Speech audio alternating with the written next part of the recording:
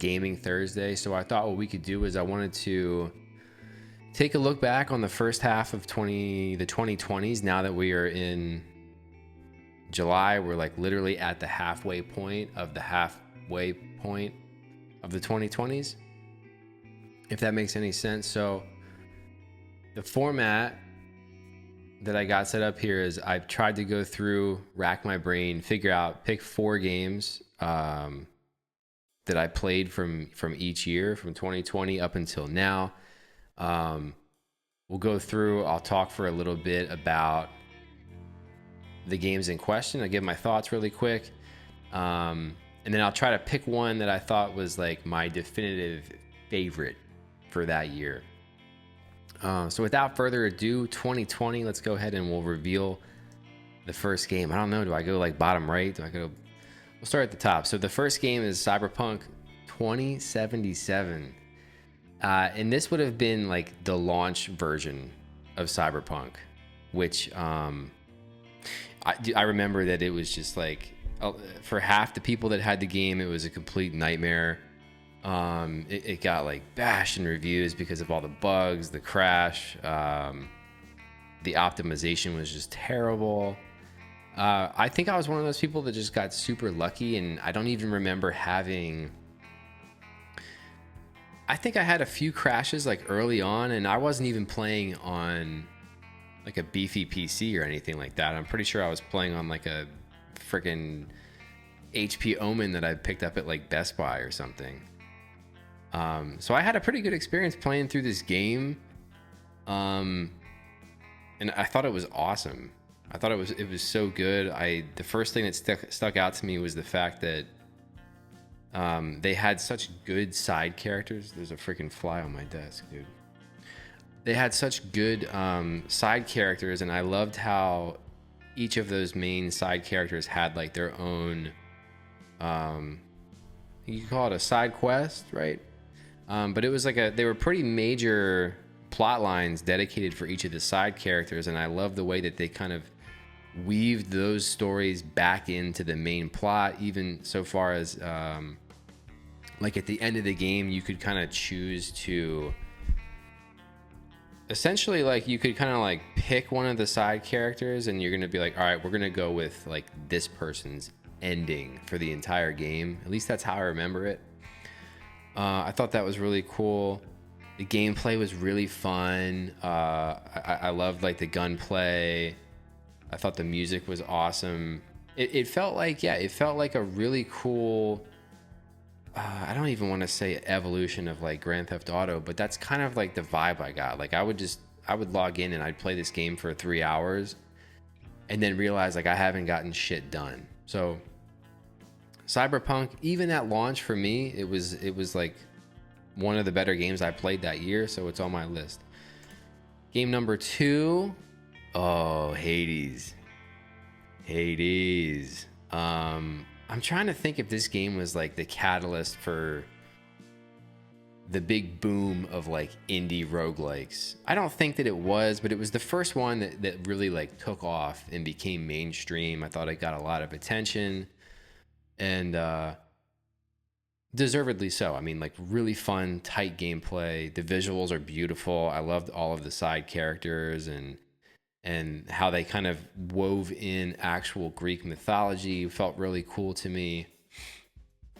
I probably died like an embarrassing amount of times. I remember like friends of mine were like, "Oh, did you already beat it?" And I was like, "No, I haven't," because I just keep getting my shit rocked. But Hades was really cool, man. I liked it. That's game number 2. Game number 3. Demon's Souls, the remake. Let me see if I can zoom. Let's get a little bit of zoom going here. Demon's Souls. So this was like the starter PS5 system launch game.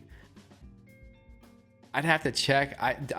My memory of the game, I feel like it's still the best visuals on the PS5. There's probably some others that come close, but like my memory of the game was like, holy shit, like the PS5 is gonna be it. And then like there really weren't many other games that have come out even to this day that can really match that visual fidelity.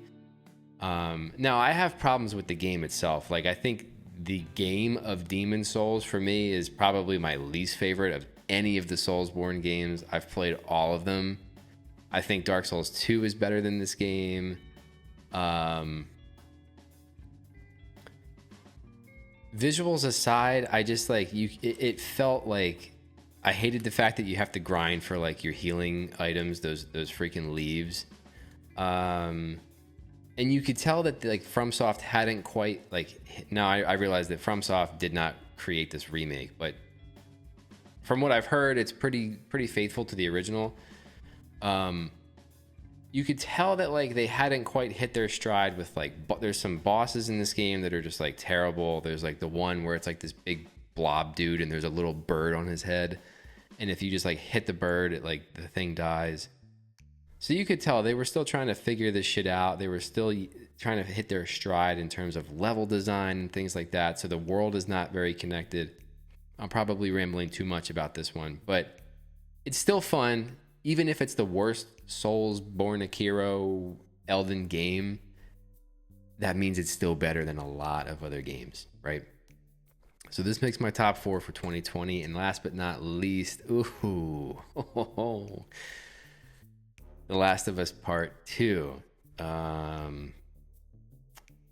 get it. A lot of people got like really weirdly upset over the fact that they killed off the main character in the beginning of the game, and then, you know, they kind of forced you to play as I guess I don't have to worry about spoiling. Like, I think if you're into games, you've probably heard all the controversy, and then the game forces you to play as the person that murders Joel for a part of the game. I didn't really mind it. I was just like, yeah, okay. I mean, I wouldn't have done this, but whatever. This is the story they wanted to tell. I thought the game was fun. I thought it was really cool. It felt like a legitimate evolution from the first game. A little bit long. I think that was my only if I try to remember the game and what I didn't like about it, it just seemed to drag on a little bit. So that's it. Now I gotta pick one of these as my top game from 2020 that we're gonna carry with us. I'm probably gonna go Cyberpunk. Cyberpunk is gonna be it. So let's grab him. Carry him with us forever. All right, 2021. Let's check my pace. I should probably pick up the pace. 2021, the first game is Resident Evil Village. I'm a Resident Evil fanboy.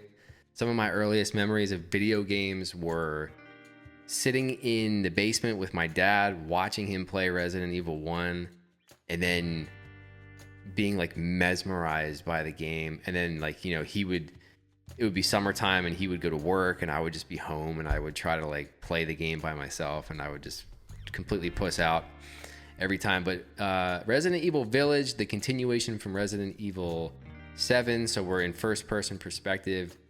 This felt like a goofy marriage of like Resident Evil 4 meets Code Veronica with like the really outlandish, bizarre characters. But I thought this game was awesome, especially the first half. The first half, much like Resident Evil 7, is 100% its strength. And then once you start having to do, it's like once you have to go to the dude's like factory and the game tries to turn into like a shittier version of like Doom, where you're just like, you're kitted out with weapons, you're shooting like dudes that have like the red fusion hearts and they're like machine guys. I don't know. It just felt like Doom.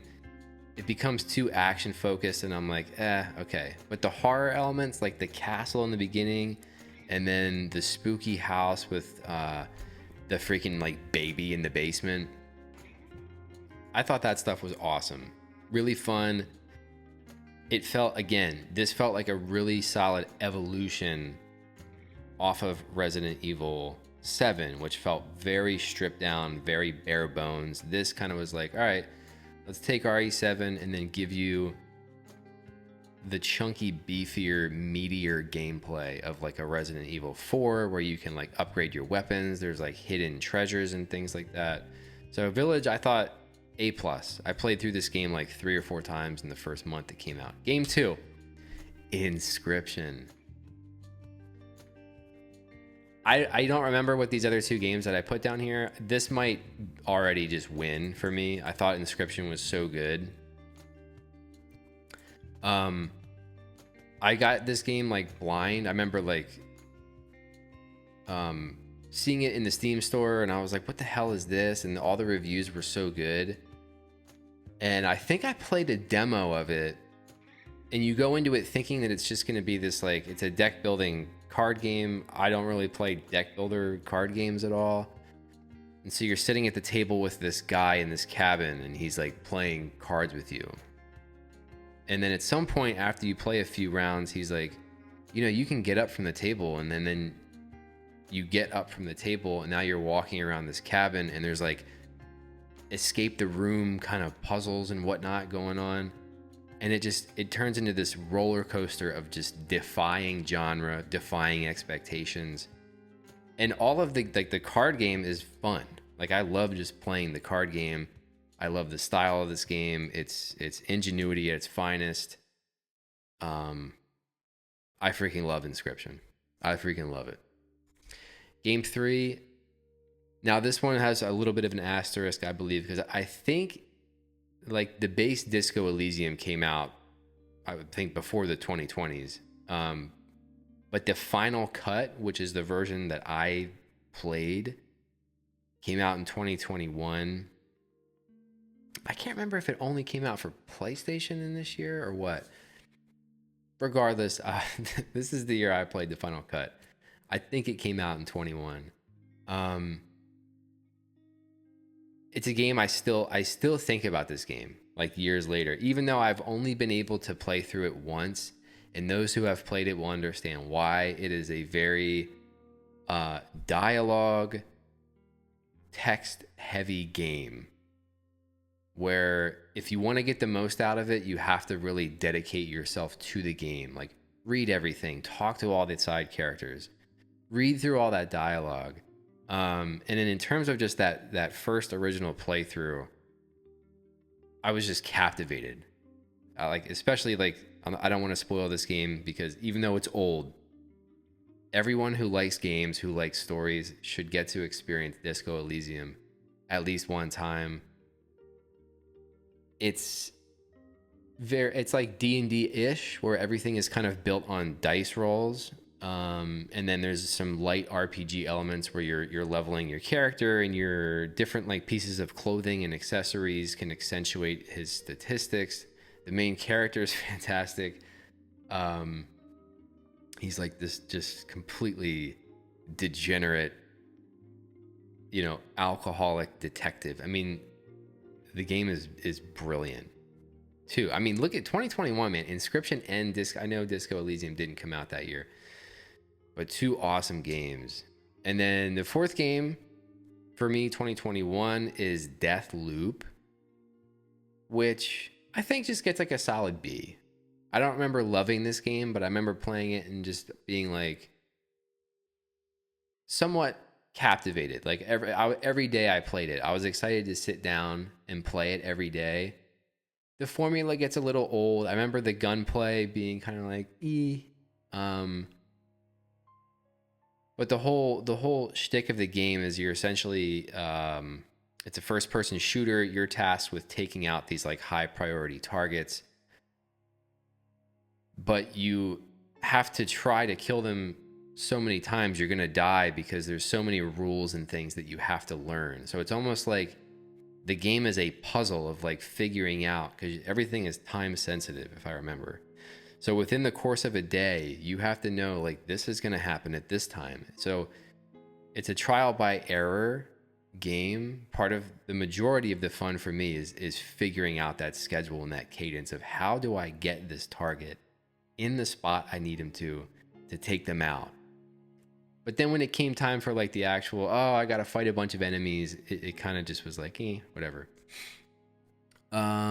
Because Disco came out technically not in 21. I'm going to go with Inscription. So we'll carry that. And I apologize for what is this thing? Kena.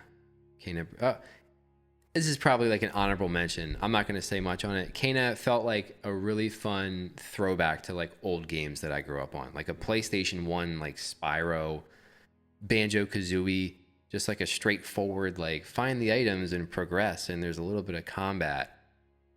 And I thought it looked beautiful. Like it felt like playing a Pixar movie. Not better than these four up top, but Kena I thought was like a really cool game where I finished it and I was like, you know what? That was cool. Just a short little nice tidy game. It's not like a 90-hour Assassin's Creed game, right? Anyways, 22. I had my first daughter in 22, so I don't even have 4 games. That's what happens. Anyways, let's see what whoa. I don't even, like, should we even reveal the other ones? Elden Ring, 22. I'm surprised I even had the time to play this. I mean, I don't know. Is it the best FromSoft game? You could easily debate that. I don't know. Bloodborne is still really damn good. And it's shorter. There's something I enjoy about this short. Like I'll still go back and play Dark Souls 1 like once a year because it's just got this like almost like a cozy vibe to it. Like I love in like wintertime when it's snowing, you get that first snowy weekend. I'll go down in the basement at night, kids are in bed, and I'll play Dark Souls 1. Because it's short, it's simple. Elden Ring is like the opposite of that. Elden Ring is just like, especially on your first playthrough, when you're playing through this game blind, it's incredibly overwhelming.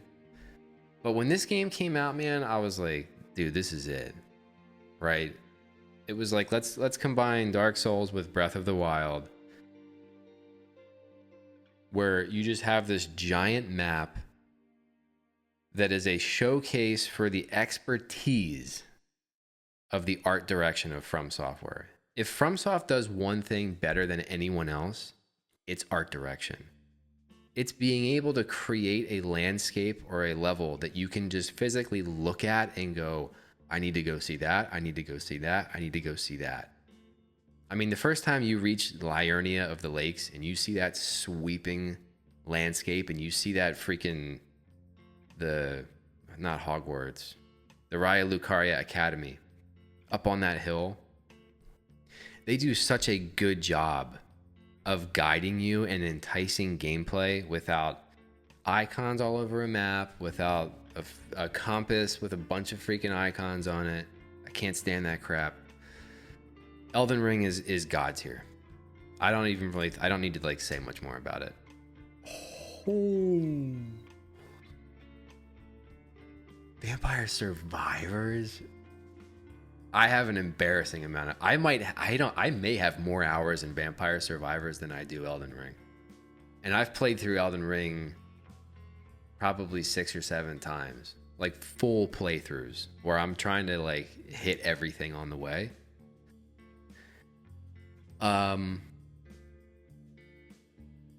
don't know. What do you even say about Vampire Survivors? It was like a dude in his basement made this game.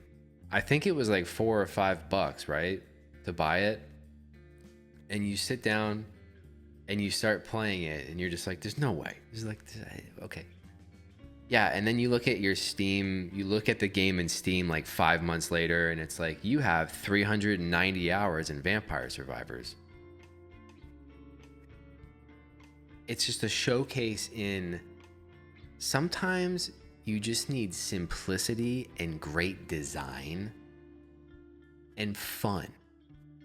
Vampire Survivors is good because it has those addictive kind of roguelike, grindy features where you can go in that you can optionally go in that store in the main menu and you can permanently enhance your characters. So like When you first buy Vampire Survivors and you install it, it's going to be harder than it is at the 40-hour mark because you're going to have more beefed out characters.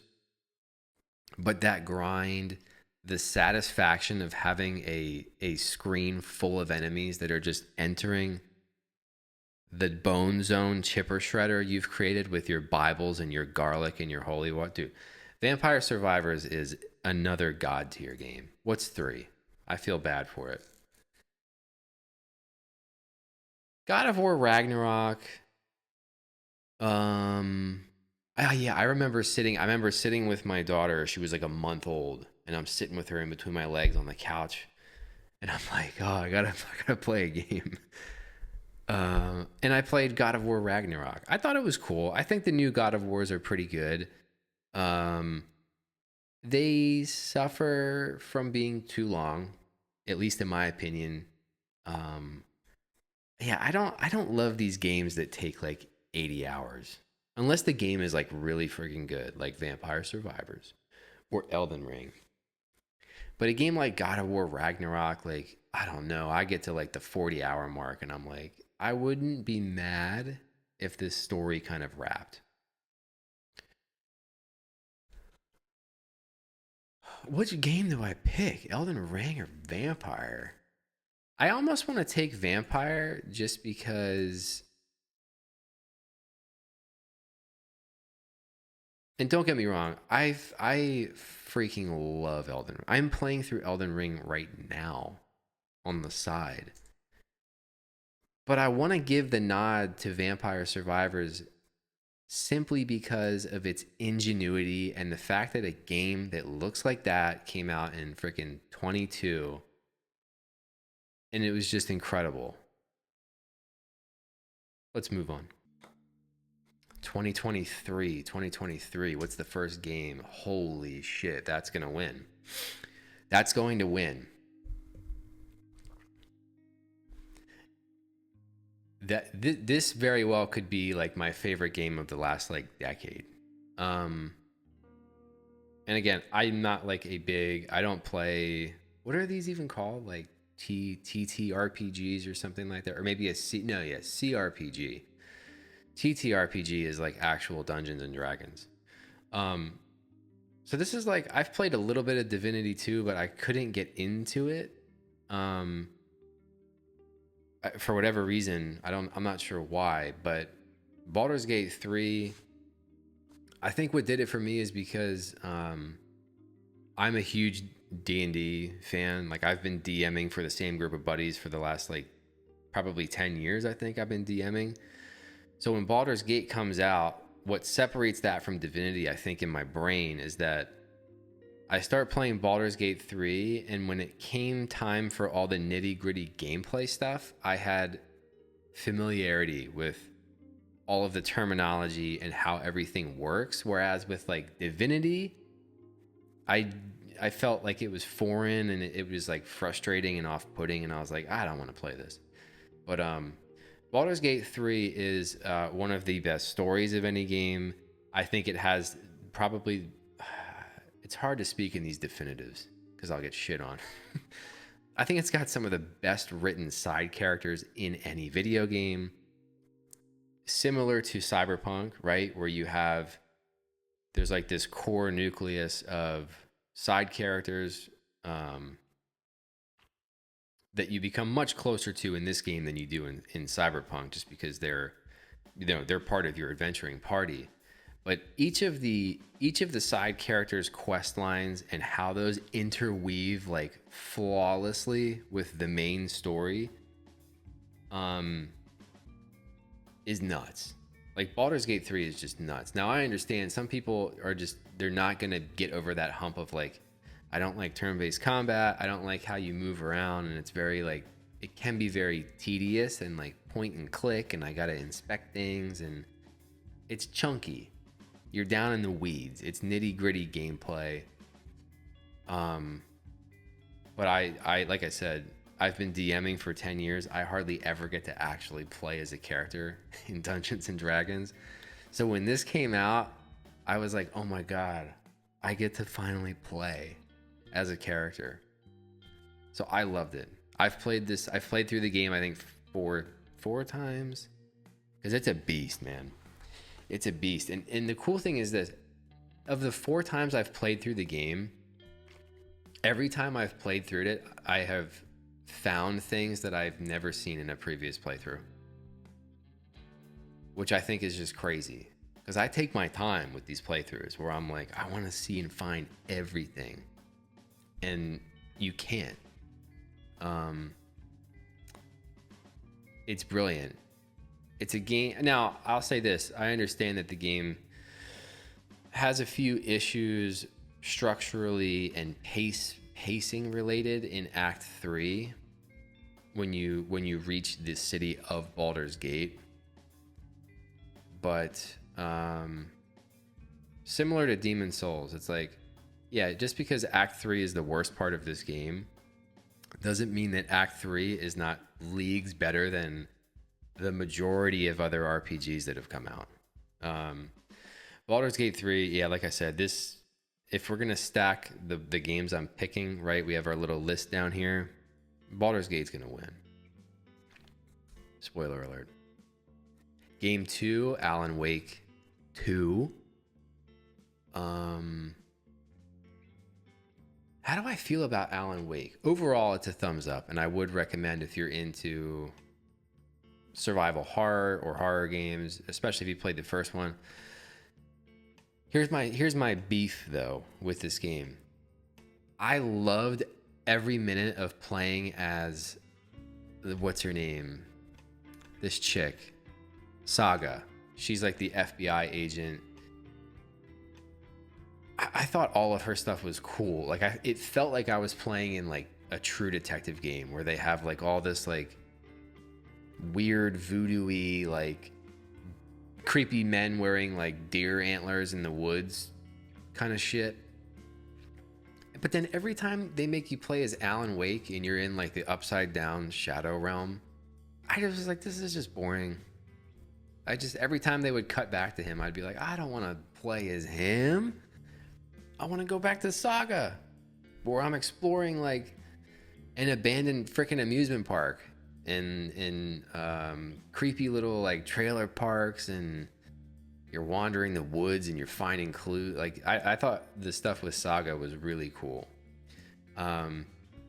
This game was also a bit long, if I'm not mistaken, where I kept thinking I was getting close to the end of the game and then they'd be like, nope, you're not close. Anyways, Alan Wake 2, it was definitely good. I had some nitpicks, some beeps. Oh my gosh, a Nintendo game. A Nintendo Switch game. Legend of Zelda Tears of the Kingdom. I might have only played 4 games this year, now that I think about it. I didn't like this as much as I enjoyed Breath of the Wild, because I think it's because Breath of the Wild was such a, like, holy crap, this is such a breath of fresh air into this franchise.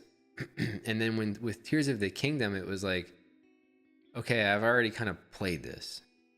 And I will give credit to the incredibly addicting and fun building system that has allowed for like some of the best YouTube clips, like the creativity that people have with building, I don't even remember what they're called, the construct machines, and like all I would ever make is the freaking hot air balloons so I could just go way up and then jump and glide.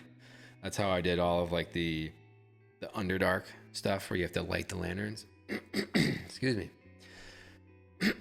But I thought it was good. I mean, most Zelda games are really good. Which reminds me, I think I'm definitely missing a game.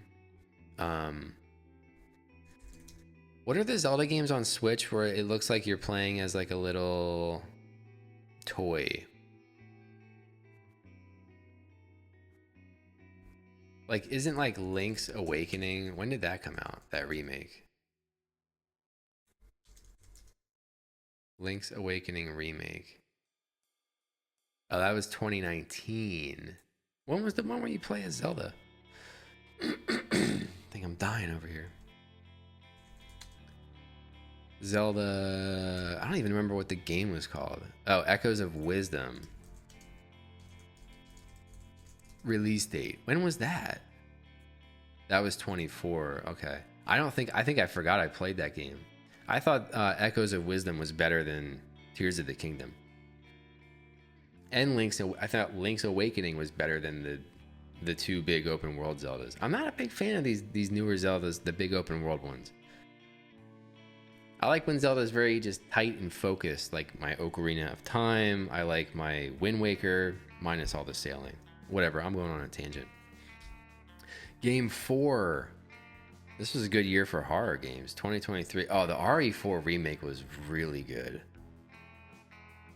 And again, I'm a big Resident Evil nerd. I'm a fanboy, so I play all of them. Except Resident Evil 6. I haven't played that.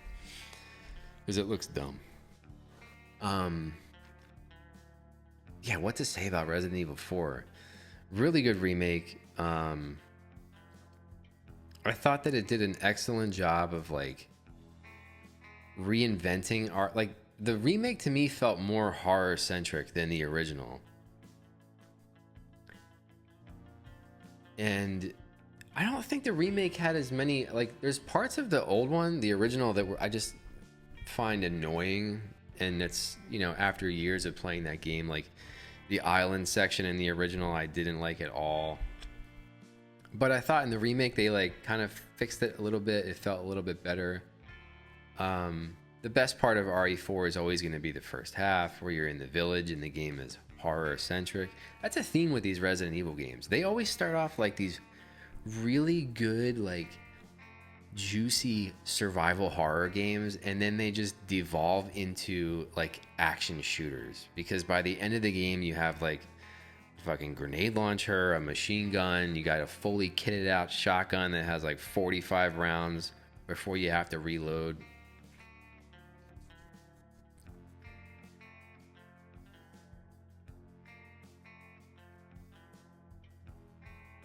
But RE4 remake is really freaking good.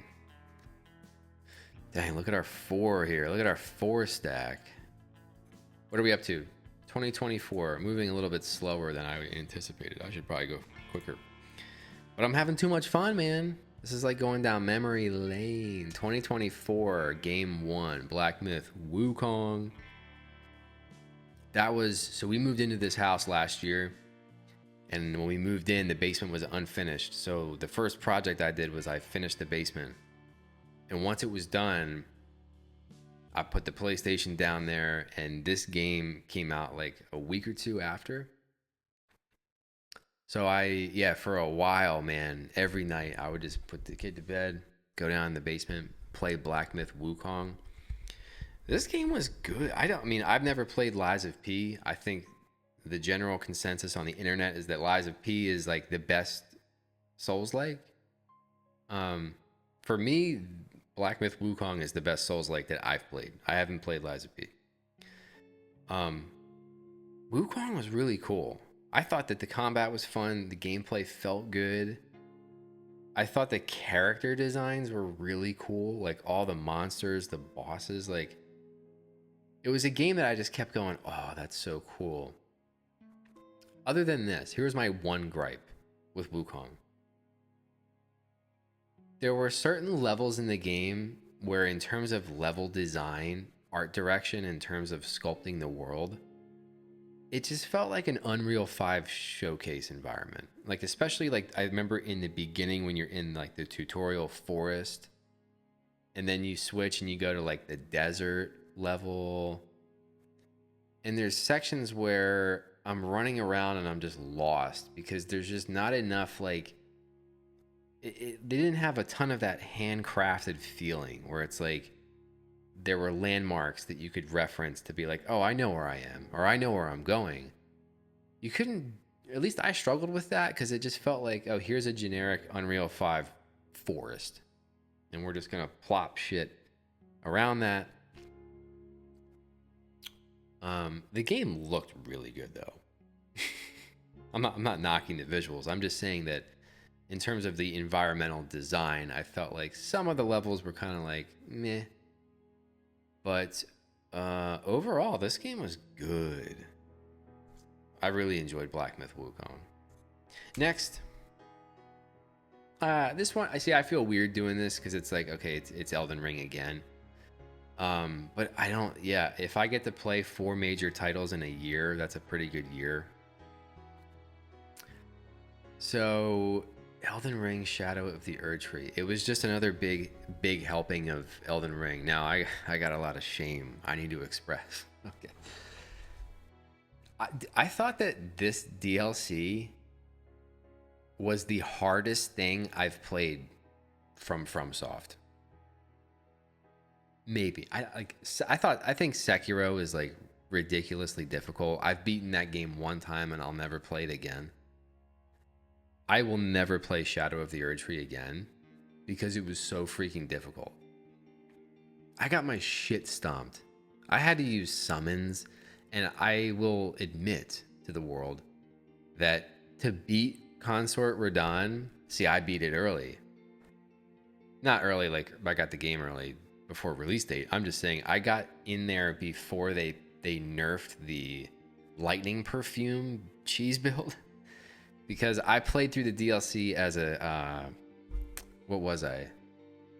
It wasn't the double bonk. It was a spellcaster. I took my spellcasting character into the DLC. And when I got to the final boss, I just found as a spellcaster, I'm like, I can't even get fucking spells off on this dude. So I was like, okay, how are people beating this guy? And then I find the lightning cheese build. And I did it. Let's move on. Silent Hill 2, the remake by Bloober Team. I thought it was good. Now I've never played. That's not true. I've never beaten a Silent Hill game in my life. I remember watching like an uncle of mine was a big Silent Hill guy. And he hated Resident Evil, and I was like, yo, dude, this fucking guy. I remember trying to play like Silent Hill 1 or 2 when I was a kid, and I was just like, I don't know where I'm going. All I see is fog, and it's just like, it's ugly looking. So when this remake came out, I went, you know what? This looks like a good time to give it another go, reintroduce myself. So I did play the remake. I did beat it. And I thought it was, like a B minus, maybe something like that. I think it's a certain tone. There were sections I loved, like towards the end of the game. There's like some kind of like lake house or lake hotel. I don't know what I think it might have been a hotel. This big mansion-y thing. I thought that part was sick. And then there's also a level where you're underground and like, I don't know. It's supposed to be like a purgatory or hell, and there's these big cubes you have to rotate to like unlock new set. I hated that entire level, but for the most part the game was good. I think enemy variety kind of hurts it. It gets a little tedious. You're just constantly fighting like walking pairs of legs. That gets a little annoying after a while, but overall Silent Hill 2 was good. It's definitely, you know, everyone always compares it to Resident Evil because they kind of were released roughly at the same time, and I don't want to say they're competitors, but they kind of are. But Silent Hill 2 feels much more adult, much more like we're going for deeper themes of like trauma and abandonment, and it's a much different tone. Like you play Silent Hill and you kind of just get depressed and freaked out. There's good horror moments, don't get me wrong, and then you play Resident Evil and it's like, you know, it's a bit of spooky, it's a bit of cheesy B movie horror, a little more fun. Whatever. Silent Hill 2, pretty good. Game 4. I think I had to put this because like I just don't play that many games, or I'm unable to. I just don't get the time to like dive into these single player games. Yeah, Helldivers 2. It was cool for like a week. I thought it was like cool for about. I played it with a buddy of mine. We would play maybe like 2 nights a week for a month or something like that. It just gets very repetitive. That was the problem I had with it, where I was like, okay, I feel like I've kind of experienced this game. Time to move on. This is tough. Which one? I'm not taking Elden Ring because it just feels like a cop-out. I might take Wukong. I think I'm going to take Wukong. And we're on to the last year. Let's get zoomed in here on 25. Game number 1, Kingdom Come Deliverance 2. I played it for 12 hours and then I abandoned. Now hear me out. The game just is not for me.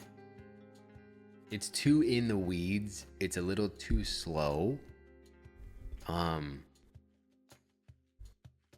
But I can recognize if you're a person who like is just looking for an incredibly deep, detailed, gritty medieval knight simulator, I would assume there's probably not a better game than this. I just can't do it. So here's my perspective. It's like I'm playing this game and it feels like I'm playing like The Witcher or something, but they've taken out like all of the fun stuff that I like. You know what I mean? And now I'm just like a dude and I'm just like looking for my dog in the woods. Now, I understand. You're like 12 hours. You got it. But you see, it's like people that like, you know, recommend TV shows and then you watch like an episode or two and you're just like, and then you see that person and they're like, "Oh, dude, did you watch the show?" And you're like, "Yeah, we watched like 2, but like just kind of fell off." And they're like, "No, dude, you got to get to like episode 12. Then the show gets good." That's kind of how I feel about Kingdom Come. I was like, I think if at 12 hours, if I'm not hooked in 12 hours, I gotta go. I'm not sitting here saying it's a bad game. I'm just saying it's just not for me. But like I said, I literally have, well, this is this year, so yeah. These are all the games I've played this year. This one's gonna get picked. Clair Obscur Expedition 33.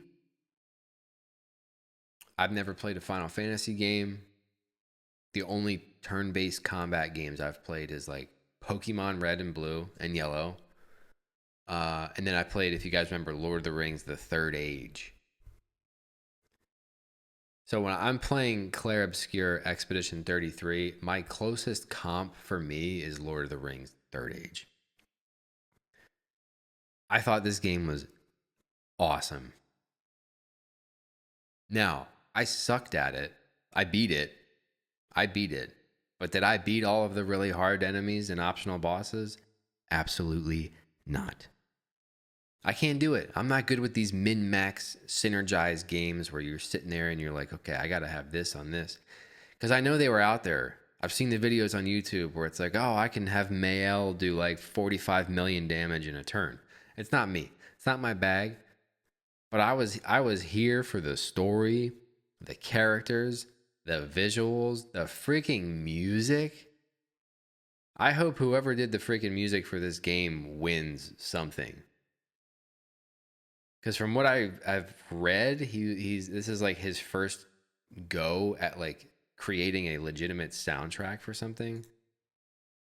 And I thought the dude nailed it out of the park.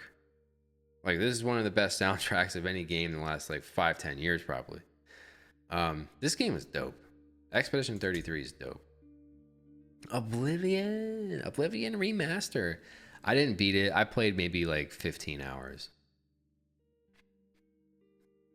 Because I've played the original probably close to like, I don't know, maybe like 600 or 700 hours. I've played the crap out of this game. And I was so excited for the remake. And I'm not saying the remake is, or the remaster, whatever. I'm not saying it's bad either. I just, it just wasn't different enough. Like, it was literally like, we're going to take the same game and then just make it look beautiful, improve the combat, kind of, and archery felt like a little bit better. But it's ultimately just the same game. But it felt good to hear the music. I'm a big... Is there nothing under here? That's all I've played. Oh, I mean, if you follow the channel at all, I've been playing Cryptmaster. I don't really like it though. We're gonna go Expedition. Real quick, if I have to rank them, I've already said Baldur's Gate is at the top. I would probably go Inscription, Vamp, Claire Obscure. Or we'll do it this way so I can fit everything. We'll do like a little tiered ladder.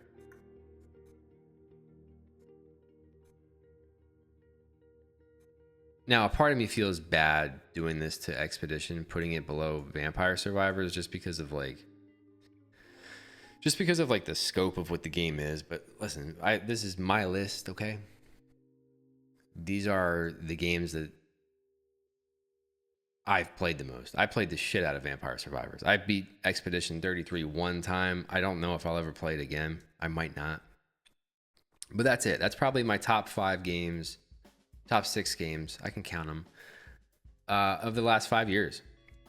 Baldur's Gate 3 is the number 1. Inscription, Vampire Survivors, Expedition, Cyberpunk, and Wukong. That feels pretty good. Now, if I wasn't like picking one from each year, the list would be different because I probably wouldn't even have like Cyberpunk or Wukong. I would get an RE title. And then real quick, I wanted to touch on games that I'm most looking forward to. So I bought this game on launch and it's just been sitting. I have the PlayStation sitting right here at my desk. It's ready to rock. I just got to find the time to like, this is the kind of game where you light a candle, okay, and you sit down and you dive into this shit. I can't be doing like Cryptmaster where it's like, oh, I have like a pocket of time on a Tuesday. Let me play like an hour and a half of Cryptmaster. No. Death Stranding 2 is going to be the most convoluted, confusing shit. But I love the first one. So I'm looking forward to this. I'm going to play this soon. Game 2, Metal Gear Solid Snake Eater Delta, the remake of Snake Eater, which is... Yeah, it's my favorite Metal Gear. I think Snake Eater is... It's like the closest thing to an actual Bond film. I love all the boss fights. I think the game is just really cool. I like Phantom Pain 2 a lot as well, but this game's gonna be a lot of fun. I'm definitely gonna play it probably this year. This is next year, Resident Evil Requiem. I already told you I'm a fanboy. I have to play it. From what I've seen so far, it looks cool. You know? Just have it be scary, and if I had my druthers, just don't have the second half of the game become an action game.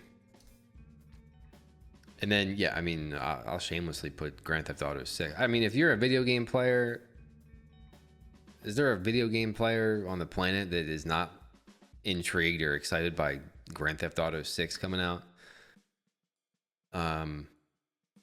Even though for me, the Rockstar games, I always prefer Red Dead Redemption. Like, I think I vibe with that aesthetic, that feel of a game more than I do like the Grand Theft Auto stuff. Like, I've played 5 once at launch. I beat the game and then I was like, all right, I'm cool. I don't need to play that anymore. Red Dead Redemption 2, I've played the crap out of because the game is incredible. So that's why I'm really excited for GTA 6, because I'm like, okay, I've seen what they can do with Red Dead 2, which is still impressive today. You know, they take that and they build upon it with GTA 6. I think it's going to be dope. So that's it. These are probably the 4. There's other games I'm looking forward to, but I just couldn't find them on Google, and my memory is trash. Anyways, thank you all for watching. If you're still here, if you want, drop a comment. Tell me what games you're looking forward to. Tell me which games in my list you disagree with. And don't be afraid to call me a moron. It's okay. Peace.